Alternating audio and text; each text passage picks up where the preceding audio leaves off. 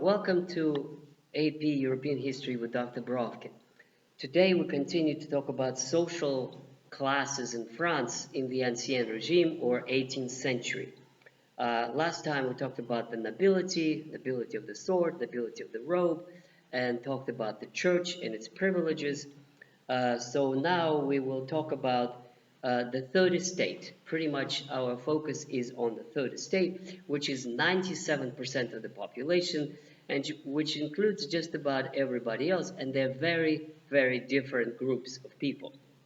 So we shall start with the largest, which is the peasants, and then we'll talk about the workers or the urban poor, and then the urban rich, which would be the middle classes in today's terminology, but the bourgeoisie in the terminology of Karl Marx.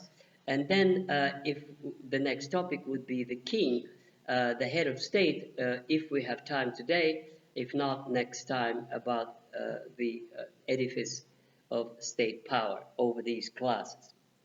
So one thing that should be added about the church is that, of course, it was most powerful, it was most rich, but we shouldn't forget that even though the Huguenots were expelled, there were still some around, and they were secretly practicing their religion, but they were outwardly hiding it from others. The reason this is important is that, first of all, it shows that the Catholic Church, despite its power, wouldn't tolerate any competition whatsoever and would continue to hunt down and to persecute the Huguenots, even when it had a virtual monopoly on religious affairs. And the second importance is that these Huguenots, they were all businessmen or bourgeoisie, and they would be the ones who would contribute a lot, as we shall see later, to the cause of the revolution and to the spread of the religious toleration, but also to revolutionary ideas, including that of atheism. But that's going to be later. And now we turn to the peasantry, the largest class in France. So if there were 19 million people in France and they were the largest class of the 97%, that means you're talking about 17 million Frenchmen who are peasants. And they are, basically, what do we know about them? The first thing that comes to mind when you speak about French peasants is that they pay a lot. Here's what they pay. They pay 1/10 to the landlord, which is to their feudal lord on whose lands basically they live. And they pay him, as we discussed, either through corvée or through monetary payments. So they pay another 10th to the church.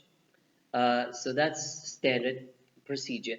Then they pay another 10th to the intendants, to the state, to the king. So that's 3/3. But on top of it, they pay all kinds of rents. The rents for the mill to do the grain, for the bridge, for the roads, for hunting privileges, for traversing the land of somebody's ownership. So calculations are that they pay for all kinds of things, for marriage, for death, for registration of all kinds, and then special taxes such as salt tax or some other tax. So the economic historians basically calculated that altogether the French peasants paid about 1/3 of their total income of all the taxes combined. So that's the first thing that everybody knows, is that they pay a lot. The second thing that is quite clear when we study anything about literature or history of France in the 18th century is poverty.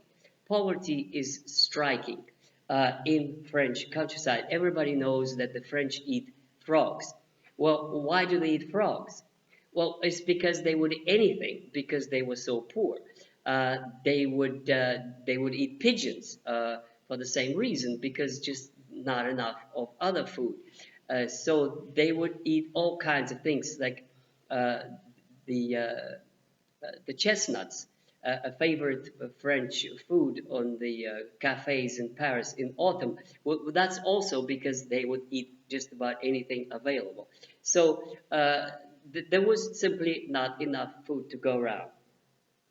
The next thing is that they're poor because they pay a lot of taxes, but also because they're backward. Their farming techniques are quite primitive compared to a fairly advanced country as France was. So they still would use the three-field system. They had absolutely no education in agriculture. All of that would come only much later. The educational institutions would study theology, with some of them would study math and engineering in the Academy of France, but not really. It would not be spreading to agricultural techniques. So they were quite poor, they were quite uneducated, even in terms of what they do for living, which is agriculture. Most of them had poor clothing. They would use wooden shoes, uh, which would be made at home. And there was actually very little market. There was only the village market. It was pretty much subsistence farming. And it is kind of amazing that compared to Russia, where Peter thought of ways to improve agriculture, for example, he brought potatoes from Netherlands to spread them because they're efficient and they're nourishing. Uh, the French kings had absolutely no interest whatsoever. The last thing on their mind would be agriculture. The first thing on the mind of Louis XV, as we shall see, was women. But certainly it wouldn't even occur to him to worry about economic progress or agriculture. So they had large families, and the child mortality was very high. So it was typical for women to have 6, 8, 10 kids, and most of them would die before their first year. Maybe 2, 3, 4 would survive to the age of 10, and then there'll be those who would die later. So this was extraordinary how many children died, even among the rich, even among the kings, even among uh, those who could afford a doctor. Okay, now about the workers, or in Marxist terms, the proletariat. This is a neglected class, and it's a very small one. But still, these are the urban poor, and there are some factories. This is the beginnings of industrialization. There is a Gobelin factory which produces carpets and gobelins, and then there is a Sever factory which produces china, and then there are furniture makers, and it's a lot of artisans. So working people in France are pretty much artisans that do have these workshops, and they're organized in the guilds, and they do make all this luxury for the ruling class, which is all this fancy furniture and all these palaces and bricklayers and goldsmith and jewelry and clothing. All that is done by hand by the French working class. They have French cities were quite dirty at that time, as travelers tell us. There was very, very poor sanitation. Uh, just about any Middle Eastern city would be much cleaner, even in the 18th century, compared to Paris or other cities. They were overcrowded with horses and manure and traffic jams. And there was lots of beggars and vagabonds and pickpockets and street singers, organ players, full of taverns and joking and profanity and alcohol. And that's a kind of a dirty mess that you can imagine Paris to look like in, let's say, year 1730 or 1750. Nevertheless, this was very rowdy bunch, and they will show their rowdiness as they have in the time of Fronde, and as they will during the times of the French Revolution. These Parisian crowds would be very, very instrumental in terms of what's going to happen in 1789. Now, in Marxist terms, let's look at the bourgeoisie, the class that is bourgeoisie, but they are a third estate. Who are the bourgeoisie? In modern sociology, they would be called middle class, but they're really not that. They are entrepreneurs. And so that kind of matches the Marxist term bourgeoisie. People who live in burg, which means in cities, and they're not poor. They're certainly not poor at all. They are notaries, they are administrators, tax collectors, doctors, lawyers, entrepreneurs, uh, businessmen in today's terms. They are the ones who run all these ships. They are merchants. They are the ones who have international trade to the Caribbean and to Louisiana, and they're quite rich. The more trade there is, the more money they make.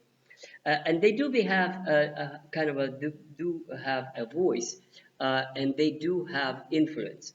Here is, as I mentioned before, in 1715 there were 300 merchant ships, and in 1750 1,800.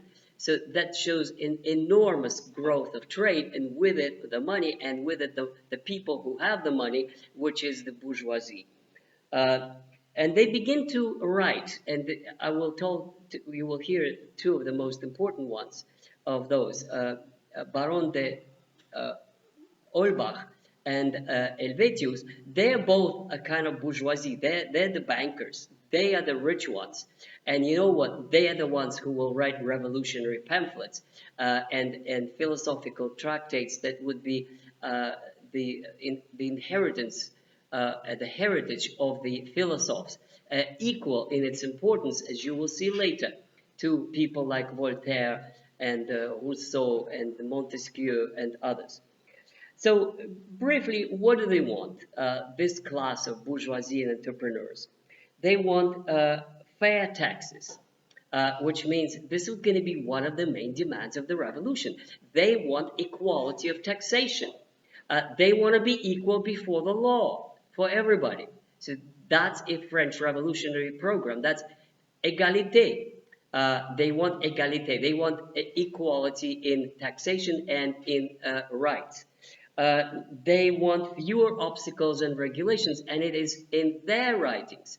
I think it was in Helvetius who, for the first time, uses the word laissez-faire, which is now is a term in political economics, which means let me do, let us do. Laissez-faire entrepreneurship. Laissez-faire, all of the three terms are French, laissez-faire and entrepreneur, means to do business without restraints and obstacles, such as tolls on the roads and government regulations. They are the ones who invented the term, this class, laissez-faire capitalism. They are in favor of religious toleration. They do have a connection to merchants who were extinguished, such as Huguenots. So they carry on this desire for religious toleration, and they also want equal opportunity. As you shall see, it is this class that formulates the agenda: Égalité, fraternité, liberté. They are the ones who would be the spokesmen of the French Revolution through their most brightest and most talented representatives, which we will study one at a time: Montesquieu, Rousseau, Diderot, Helvetius, Holbach, and a few others. About the financial system that they live under, as I said before, Law launched a system that outlived himself to the present day. It's a standard procedure now to do credit. Let us not forget that the Catholic Church forbade interest. So you couldn't charge interest, pretty much like it is in Islam. You're not supposed to charge interest.